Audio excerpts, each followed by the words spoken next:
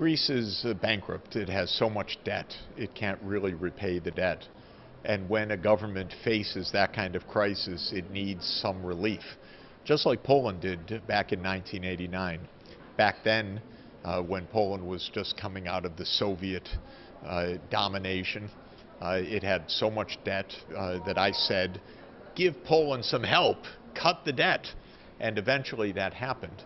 Same thing is necessary for Greece. And the longer that we postpone that move, the longer Greece's crisis continues. And that crisis affects all of Europe because it takes away confidence in the European economy. And it causes investors to hold back, to feel that the Eurozone is in deep crisis.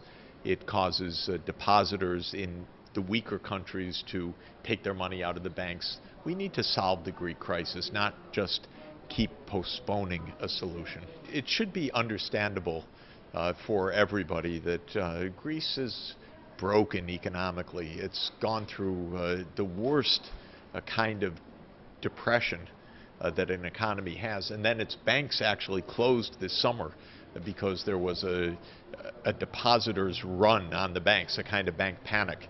And so I think people can understand, those who remember 1989 could remember that Greece is going through something a bit like this.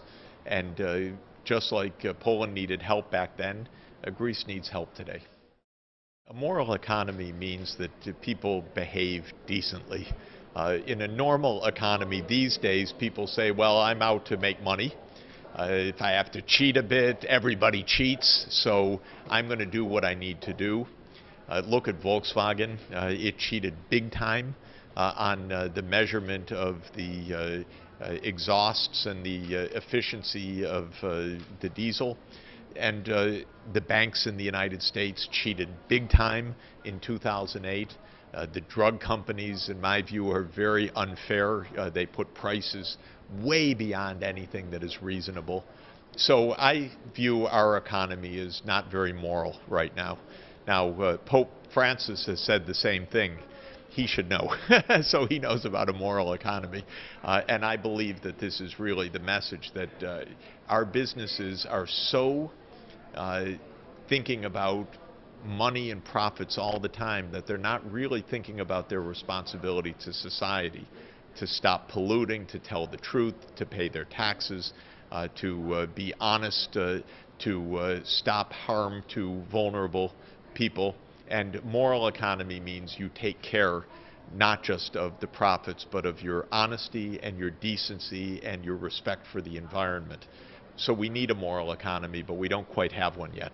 When people these days talk about a moral economy, some people say, that's strange. There's economy, there's morality. Morality is what you do in church on Sunday, but economy is what you do to make money. And why do you bring the two together? But I think that we better bring the two together.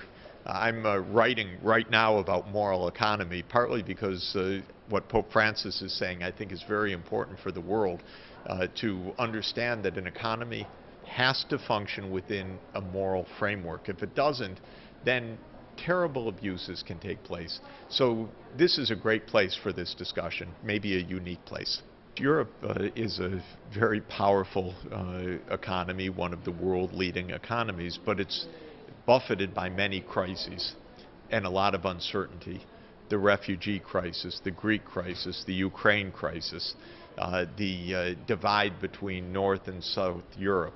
And so I think there's a feeling, I have the feeling, that Europe is not doing as well as it should be doing.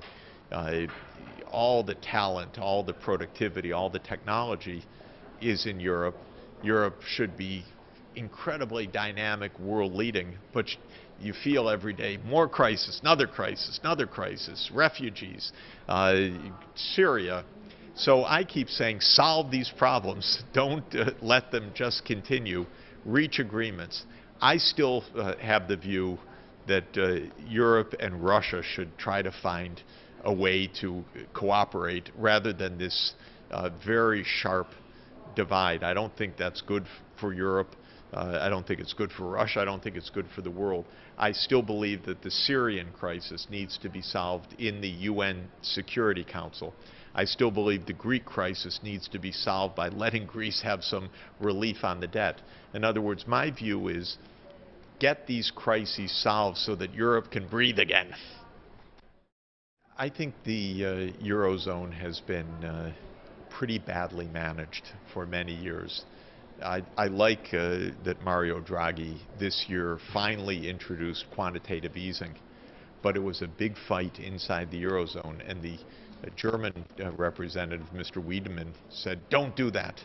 And I think that kind of German strict approach was not what Europe needed at the time.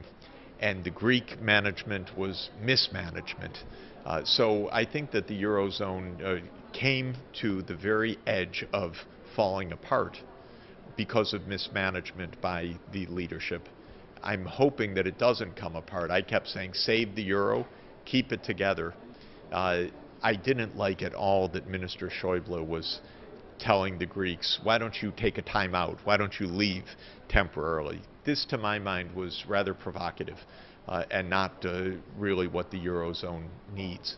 So I'm hoping for good management going forward because I believe in the euro.